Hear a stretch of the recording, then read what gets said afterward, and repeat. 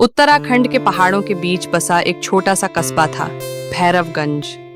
Pine के पेड़ों की खुशबू, ठंडी हवा की फुसफुसाहट और दूर से आती नदी की आवाज इस जगह को शांत बनाती थी।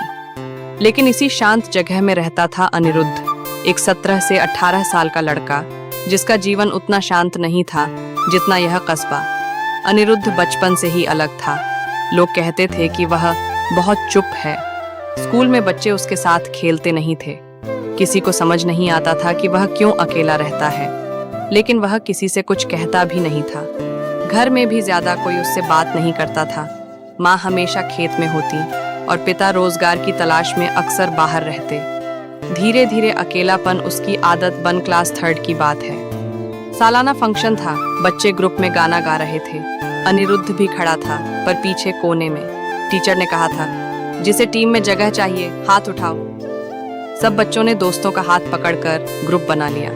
अनिरुद्ध अकेला खड़ा रहा। उसने धीमे से अपना हाथ उठाया, शायद कोई बुलाएगा, लेकिन किसी ने नहीं देखा।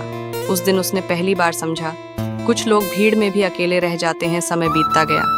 वह पढ़ाई में अच्छा नहीं था, बोलने में तो और भी कम। माँ कहती, बेटा थोड़ा लोगों में घुला मिलाकर, ये चुप्पी ठीक नहीं। पर वह कैसे समझाता कि जब दिल में बातें ही ना हो तो आवाज़ कहाँ से आए। घर की हालत ठीक न थी। पिता का काम अक्सर बंद हो जाता। कई बार अनिरुद्ध को स्कूल से लौटकर खेत में जाना पड़ता। दोपहर की तेज धूप में मिट्टी पलटते हुए कभी कभार उसे लगता, किसकी गलती है कि मेरा जीवन ऐसा है। उसके पास कोई जवाब नहीं। क्लास 10 में उसने सोचा, शायद अब मैं बदल जाऊं। उसने कोशिश की। एक दिन लंच ब्रेक में उसने कुछ लड़कों के पास जाकर कहा, मैं तुम्हारे साथ बैठ सकता हूँ? लड़के हंस पड़े। अरे भाई, तू हमेशा अकेला रहता है, अब क्यों आया? वह समझ नहीं पाया कि इसमें मजाक क्या था। वह चुपचाप जाकर अपने पुराने पेड़ के नीचे बैठ गया। वहीं रोज बैठता था, नदी का बहाव सुनते हुए, अपनी नोटबुक में छोटे छोटे स्केच बनाते हुए। स्केच उसके दोस्त थे, पेड़ उसकी बात सुनता था, नदी उसकी चुप्पियों को बहा ले जाती थी। क्लास 12 बोर्ड का साल था। पढ़ाई का दबाव, घर की आर्थिक समस्याएं और अकेलापन सब एक साथ आ गया। एक शाम स्कूल से लौटते समय प्रिंसिपल ने उसे रोका। अनिरुद्ध, तुम्हारे मार्क्स गिर रहे हैं। तुम प्रतिभाशाली हो, पर यह चुप्पी तुम्हें नुकसान पहुंचा रही है। उसने सिर झुका लिया। उसके पास शब्द नहीं थे, कभी होते भी नहीं थे। घर पहुंचते पहुंचते आसमान में घने बादल छा चुके थे। तेज बारिश शुरू हो गई। वह छत के किनारे बैठ गया। न पानी से बचा, न हवा से। बहुत देर तक बारिश को देखता रहा।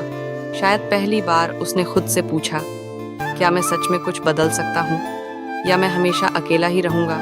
कुछ दिनों बाद स्कूल में एक नया प्रोजेक्ट आया, कस्बे की समस्याओं पर रिपोर्ट। अनिरुद्ध ने सोचा कि वह जंगल कटाई और पानी की कमी पर काम करेगा। वह रोज सुबह अकेले ही पहाड़ों पर चढ़ता, तस्वीरें लेता, नोट्स बनाता। धीरे धीरे उसका प्रोजेक्ट इतना अच्छा बनने लगा कि टीचर्स भी हैरान थे। पहली बार किसी ने उससे कहा, अनिरुद्ध, तुम में जबरदस्त क्षमता है। तुम अपने तरीके से सोचते हो, यह एक ताकत है। शायद यह वही शब्द थे जिनकी उसे वर्षों से प्रतीक्षा। जब इंटर स्कूल प्रतियोगिता हुई, सभी को आश्चर्य हुआ कि पूरे भैरवगंज से प्रथम स्थान अनिरुद्ध ने प्राप्त किया। स्टेज पर खड़े होते समय वह कांप रहा था, न डर से न शर्म से, बल्कि इस बात से कि आज भीड़ की नजरें उस पर थीं और इस बार वह अकेला नहीं लग रहा था।